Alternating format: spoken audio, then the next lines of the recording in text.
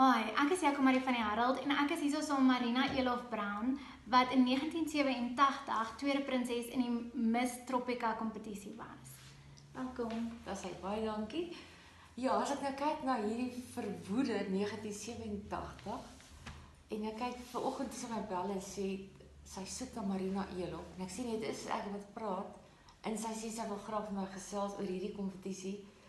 Dan ek was so verstom en verslae om te dink dit was nog in die koerant gewees en ek het net so 'n paar weke terug het ek na hierdie gekyk en weet jy dit was groot pret om dit te doen.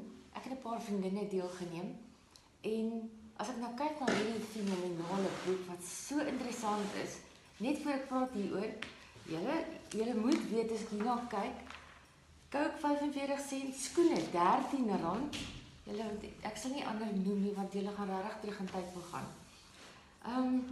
Die kompetisie, dit was soveel pret en ek sê enige meisie aanraai om dit te doen. Moenie altyd gaan vir wen nie. Gaan om deel te neem vir wat dit werd is om deel te wees van 'n span of 'n klomp meisies. Dit is lekker om te wen, maar om net te sê dit was deel van 'n groep. Dit is baie beter. Wat baie hartseer was vir my van hierdie kompetisie, my pa kon nie daar wees nie. Hulle is 2 dae later in 'n ongeluk oorlede.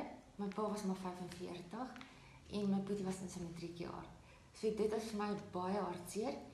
Maar ja, baie terugslag gehad in die lewe, maar ek het aangegaan, opgestaan en aangegaan. So enige mens buite, het sy dit in 'n huwelike verhouding, enige terugslag, staan op, gaan aan.